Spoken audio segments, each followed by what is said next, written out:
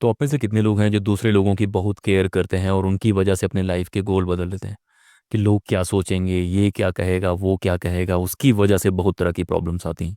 अभी निकी का एक डावरी केस हुआ है, वहाँ पे आप देखने की कोशिश करें कि बहुत तरह की प्रॉब्लम्स चल रही थी, लेकिन जब पेरेंट्स से पूछा गया कि आपने अलग क्यों नहीं करा या पुलिस केस क्यों नहीं करा, तो उन्होंने कहा समाज का डर था। तो क्या आप भी समाज से डरने वाले हैं या लोगों की बहुत फिक्र करने वाले हैं? तो मैं आपको 5 रीजंस बताता हूँ कि क्यों आपको समाज का, लोगों का, इन लोगों का ज़्यादा फिक्र नहीं करना चाहिए और अपनी लाइफ अपने तरीके से जीने की कोशिश करनी चाहिए। दोस्तों, मेरा नाम है संदीप और मैं आपको जो 5 तरीके बताने वाला हूँ, उन 5 तरीकों को ध्यान देना और लॉजिक समझने की कोशिश करना, ताकि आप अपनी ज़िंदगी अपने हिसाब से जी पाएं। मैं ये नहीं कह रहा हूँ कि आपको एंटी सोशल हो जाना है, लेकिन जहाँ पे भी आपको इंडिविजुअल ऑथेंटिसिटी और इन चीज़ों को चुनने का मौका मिलेगा, आपको कोशिश करनी चाहिए कि आप अपने अंदर की आवाज़ को सुनने की कोशिश करें। अब पहला लॉजिक जो है वो है रियलिटी चेक के बारे में। हम लोग को बहुत बार लगता है कि यार ये क्या सोच रहा है, वो क्या सोच रहा है, ये कैसे लगेगा, सारे टाइम हम लोग खुश करने की कोशिश कर रहे होते हैं। एक सवाल खुद से पूछो कि जिन लोगों के बारे में आप फिक्र कर रहे हैं, जिनके ओपिनियंस के बारे में आप इतना फिक्र कर रहे हैं, उनमें से 5 साल बाद आपकी लाइफ में कौन रहेगा? और 5 साल बाद भी किसका ओपिनियन मैटर करेगा? आपके पेरेंट्स हो सकते हैं, आपके बहुत क्लोज दोस्त हो सकते हैं, लेकिन बाकी किसी की भी मुझे नहीं लग रहा कि उनकी आवाज़ की तो बात छोड़ दो, उनके ओपिनियन की बात छोड़ दो, उनमें से भी कोई 5 साल रहने वाला है। आज से 5 साल पहले जो लाइफ के आपने डिसीजन लिए थे, जहाँ पे आपने सोचा था यार ये बुरा मानेगा, वो बुरा मानेगा, उनमें से कितने लोग हैं जो आज मौजूद हैं? हम लोग बहुत बार अपने आसपास के लोगों को ओवर एस्टिमेट करते हैं, सबके ओपिनियन से बहुत ज़्यादा प्रभावित हो जाते हैं। बहुत बार उनके पास जानकारी नहीं होती। मैं पीएचडी कर रहा हूँ, मैंने एमफिल किया है एजुकेशन प्लानिंग में, मैंने दुनिया देखी है, लोकेशंस देखी हैं। मेरे आसपास बहुत सारे ऐसे लोग होंगे जो शायद अपने डिस्ट्रिक्ट से बाहर नहीं गए होंगे। मेरे पास आसपास ऐसे बहुत सारे लोग होंगे जिन्होंने शायद बीए करा है, वो जेएनयू तक और इसी जगह नहीं गए। अब मैं उनके ओपिनियन के बारे में बहुत फिक्र करूंगा तो मैं अपने लाइफ ड्रीम्स कैसे जी पाऊंगा? एक तो रीजन है कि चलो मेरे पेरेंट्स हैं, उनके पास शायद उतनी समझ ना हो बहुत चीज़ों को लेकर, लेकिन कुछ चीज़ों को लेकर होगी। लेकिन पेरेंट्स इंपॉर्टेंट हैं क्योंकि वो लाइफ लॉन्ग जर्नी है, वो आपके साथ बने हुए हैं। दोस्त जो क्लोज हैं वो एक बार इंपॉर्टेंट है, लेकिन बाकी लोगों के बारे में इतना सोचने की जरूरत नहीं है। उनमें से कोई भी जब आपका बुरा वक्त आएगा वैसे आएगा, तो ये कितने लोग हैं जो आपको स्टैंड करेंगे? तो पहला है आपको रियलिटी चेक लेना है। उन लोगों के ओपिनियंस के बारे में ज़्यादा नहीं सोचना जिनका आपकी लाइफ में बहुत लेना देना नहीं है। मतलब बहुत बार वो प्रेजेंट तो हैं लेकिन उनका फर्क नहीं पड़ता, आप दुखी हैं सुख में हैं कोई फर्क नहीं पड़ता। तो पहला काम है आपको रियलिटी चेक करना है कि भाई देखो तो जिनके ओपिनियन के बारे में आप इतना फिक्र कर रहे हैं, क्या वास्तव में वो आपके बारे में फिक्र कर रहे हैं? आपकी दिक्कतों से उनको फर्क पड़ता है, आपकी चीज़ों से उनको फर्क पड़ता है कि नहीं कर? दूसरा काम है ऑडियंस ऑडिट के बारे में, कि एक बार आपको पता चल गया, रियलिटी चेक ले लिया कि भाई आप कहाँ लोकेटेड है, उसके बाद जो भी ऑडियंस हैं उनको ऑडिट करने की कोशिश करो। मान लीजिए कि मैं पढ़ाई के बारे में कुछ डिस्कस करना चाहता हूँ, तो बहुत सारा ऑडियंस ऐसा होगा जो सिर्फ नॉइज होगा। अगर मैं ये जानना चाह रहा हूँ कि पीएचडी करने के बाद क्या क्या ऑप्शंस होते हैं, तो मैं किसी ऐसे इंसान के पास क्यों जाके ओपिनियन लूंगा जिसने कभी पीएचडी के बारे में सुना ही नहीं? या मुझे खाना बनाने के बारे में कुछ डिसाइड करना है, कौन सा हेल्दी फूड होता है, तो मैं किसी मेडिकल वाले डाइटिशियन की बातें ज़्यादा सुनना पसंद करूंगा, ना कि किसी ऐसे इंसान को सुनना पसंद करूंगा जो कि खुद डाइट का पालन नहीं करता। तो इसी तरह से ऑडिट करने की कोशिश करो कि किसका ओपिनियन किस डोमेन में बहुत इंपॉर्टेंट है। हो सकता है आपके पेरेंट्स बहुत इंपॉर्टेंट हो शादी के मैटर पे, बाकी मैटर पे एक बार उनका ओपिनियन ले सकते हैं, लेकिन करियर में अगर आप इतना आगे बढ़ चुके हैं तो उनका केयर आप ले सकते हैं, लेकिन उनका ओपिनियन बहुत ज़्यादा आपको मैटर नहीं करना चाहिए। तो लोगों को कैटेगराइज भी करो कि ये इस जोन का आदमी है, इस चीज़ का एक्सपर्टीज़ है। सिंपल मेरा है कि अगर आप बीमार होते हैं तो डॉक्टर के पास जाते हैं ना, अगर आपको मेंटल हेल्थ है तो आप किसी साइकियाट्रिस्ट के पास जाएंगे, आपको घर लेना है तो किसी कंस्ट्रक्शन वाले के पास जाएंगे। तो एक्सपर्टीज़ पे आप यकीन करते हैं। तो जब आप बाकी डोमेन पे एक्सपर्टीज़ पे यकीन करते हैं, अगर आप ट्रिप जाना चाहते हैं तो ट्रिप वाले से प्लान करते हैं, अपने घर वालों से नहीं बताते कि भाई मनाली के बाद क्या आता है। सिंपल चीज़ है लाइफ में भी कि नॉइज़ क्या होती है कि जिन लोगों का वो डोमेन भी नहीं है वो भी ओपिनियन दे रहे हैं। जो कभी रिलेशनशिप में नहीं रहा, जिसको कभी प्यार नहीं हुआ, ब्रेकअप नहीं हुआ, वो आपको रिलेशनशिप में एडवाइस देगा, कैसा लगेगा? तो आपको ऑडियंस का ऑडिट करना है, और आपको ऑडियंस का अगर आप ऑडिट कर लेंगे तो आपको पता लगेगा कि 90% ऐसे लोग हैं जो वो बोलने की कोशिश कर रहे हैं, उन्हें खुद ही नहीं पता कि वो क्या बोल रहे हैं, वो सिर्फ बोलने के लिए बोल रहे हैं। तो दूसरा काम है ऑडियंस का ऑडिट करो, आपको पता लगेगा कि आसपास ज़्यादातर ओपिनियंस जो हैं जो आपके काम के हैं वो बहुत कम है, बाकी शोर है और शोर को आप इग्नोर कर सकते हैं। तीसरा जो है वो स्पॉटलाइट इफेक्ट है। बहुत बार हम लोग को क्या लगता है कि हम सेंटर ऑफ अट्रैक्शन है, सारे लोग हमारे बारे में ओपिनियन बना रहे हैं, सारे लोग हमारे बारे में सोच रहे हैं, सारे लोग हमको नोटिस कर रहे हैं, लेकिन रियलिटी में ऐसे नहीं होता।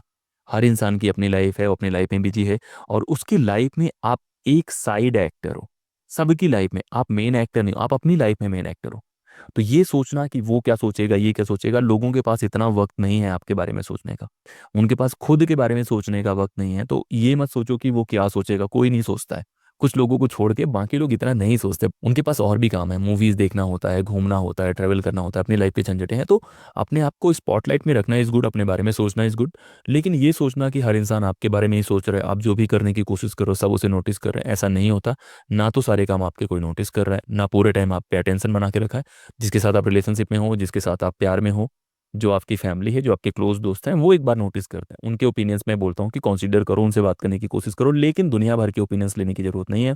कहीं भी आप सेंटर ऑफ अट्रैक्शन इतनी ज़्यादा नहीं है जितना हमें लगता है, हम ओवर एस्टिमेट करते हैं इन चीज़ों को, वो भी आपको पता होना चाहिए। अब जो चौथा रीज़न है जिसकी वजह से मैं बोलता हूँ कि आपको क्यों इन सब चीज़ों में नहीं पढ़ना चाहिए लोगों के ओपिनियंस के बारे में, वो एनर्जी ऑडिट के बारे में। अब एनर्जी ऑडिट क्या है कि आपके पास लिमिटेड एनर्जी है, आप यूट्यूब बनाना चाहते हैं, आप पीएचडी करना चाहते हैं, आप कोई काम करना है, अगर आपके पास मान लीजिए कि किलोवाट में या किसी में कोई एनर्जी है, उसका स्टोरेज है, अगर आप इन चीज़ों के बारे में सोचेंगे तो इसमें आप कितना एनर्जी लगाने वाले हैं, कितना टाइम लगाने वाले हैं। तो अब मैं चाहता हूँ कि आपकी जो एनर्जी है उसको सेव करके जो भी आपका गोल है उधर लगाने की कोशिश करें। अगर मुझे वीडियो बनाने का शौक है, आपको घूमने का शौक है, क्रिकेट खेलने का शौक है, या जो भी आपके गोल्स हैं, उधर वो एनर्जी लगाओ ना। अगर लोग क्या सोच रहे हैं उसके हिसाब से आप चलने की कोशिश करोगे, उधर एनर्जी वेस्ट करोगे, तो टाइम भी जाएगा, एनर्जी भी जाएगा, और बहुत बार मूड भी जाएगा। और अगर आप पढ़ाई लिखाई कर रहे हो तो टाइम, एनर्जी और मूड तीनों बहुत जरूरी। बहुत बार मैं देखता हूँ कि सुबह सुबह लोग उठते हैं और पढ़ने की जगह उनका लग रहा होता है किसी से बात कर लिए, मूड आउट हो गया, पूरा दिन खराब हो जाता है। तो अपनी एनर्जी बचा के रखो, अपनी जो वाइब है, जो खुश रहने की कला है, लोगों के बीच में ऐसे आप रहते हैं तो लोगों को अच्छा लगता है, वो बचा के रखो। और उस वजह से आपको लोगों के बारे में बहुत फिक्र नहीं करनी चाहिए। ये जो फिक्र की बात है, ये नहीं कि लोगों की केयर ही नहीं करना। अगर आपका कोई दोस्त है दिक्कत में है, जाइए स्टैंड कीजिए, आपके पेरेंट्स हैं उनकी मदद कीजिए, मैं वो नहीं बोल रहा हूँ। मैं ये बोल रहा हूँ कि लोगों के ओपिनियन को अपने सर पे चढ़ाने की जरूरत नहीं है। बहुत बार ऐसे लोगों का जो शोर है बस, तो उस चीज़ को है, अपनी एनर्जी बचा के रखो। अपनी एनर्जी बचा के रखोगे तो बहुत सारा प्रोडक्टिव काम करोगे, क्रिएटिव काम करोगे, और क्रिएटिव काम करोगे तो लोगों का ओपिनियन बदलता भी है। शुरू शुरू में जब मैं यूट्यूब चला रहा था तब लोगों का ओपिनियन अलग था, आज वो देखते हैं उनका ओपिनियन अलग है। शुरू में बिहेवियर अलग था, आज बिहेवियर अलग है। तो लोग बदल जाते हैं, लोगों को याद भी नहीं होता कि वो क्या बोल के गए हैं। बहुत बार आप लोगों से मिलेंगे और आप उनको बताने की कोशिश करेंगे कि भैया आपने 1 साल पहले ऐसे बोला था। मैं भी बहुत बार लोगों को बोलता हूँ, कुछ सजेस्ट करता हूँ, मैं खुद भूल जाता हूँ, क्योंकि वो कॉन्टेक्स्ट स्पेसिफिक होता है। किसी कॉन्टेक्स्ट में आप आएंगे, आप बहुत परेशान रहेंगे, आपको जॉब की जरूरत है, मेरे से पूछेंगे, मैं एक सलाह दूंगा जहाँ पे जॉब ज़्यादा इंपॉर्टेंट हो। फिर आप 1 साल बाद आएंगे, आप बोलेंगे भैया मैं बहुत कॉन्फिडेंट हूँ, बहुत सारी चीज़ें हैं, आप फिर आप मेरे से कुछ सलाह मांगोगे, मैं आपको कुछ और सजेस्ट कर दूंगा। तो इन चीज़ों को समझने की कोशिश करो कि आपकी एनर्जी इंपॉर्टेंट है, आप किन को सुन रहे हैं वो इंपॉर्टेंट है। और इन सब के बाद जो लास्ट रीज़न है क्यों मैं पसंद करता हूँ कि आपको ज़्यादा लोगों की फिक्र नहीं करनी चाहिए, वो है ऑथेंटिसिटी के बारे में, कि हम सबका एक ओरिजिनल सेल्फ है। मैं बहुत सारे काम करता हूँ, मैं कुछ कामों में अच्छा हूँ, कुछ में बुरा हूँ, लेकिन कुछ काम मैं करना पसंद करता हूँ। अगर मैं वही काम नहीं करूंगा जो मैं करना पसंद करता हूँ, जिनमें मैं अपना फ्यूचर देखता हूँ, तो फिर मैं क्या रियल में हूँ। बहुत लोगों का ओपिनियन हो सकता था कि नहीं आपको यूपीएससी और अलग डोमेन में जाना चाहिए, बहुत लोग का अलग ओपिनियन हो सकता था, लेकिन मैं ये करता हूँ क्योंकि मुझे पता है। मैं अलग अलग लोगों से मिलता हूँ, उनके साथ इंटरेक्ट करता हूँ, तो अगर ये काम मैं नहीं करूंगा तो क्या मैं रियल सेल्फ रियलाइज कर पाऊंगा, अपना जो ऑथेंटिक सेल्फ है वो रियलाइज कर पाऊंगा। तो इस वजह से भी आपको लोगों का नहीं सुनना चाहिए, क्योंकि लोगों को आपके बारे में उतना नहीं पता। आप खुद के साथ 24 घंटे रहते हैं, सामने वाला 1 घंटा रहता है। तो आप खुद को बहुत बेहतर जानते हैं, खुद की काबिलियत को जानते हैं, स्ट्रेंथ को जानते हैं, मार्केट को जानते हैं, और उस तरह से आप वर्क करते हैं। तो अपने ऑथेंटिक चीज़ों को बचाने के लिए भी, और लोग पसंद करते हैं लॉन्ग रन में, उन लोगों को ज़्यादा पसंद किया जाता है जो ओरिजिनल काम करते हैं, चाहे पेंटिंग में है, क्रिएटिविटी में है, किसी चीज़ में।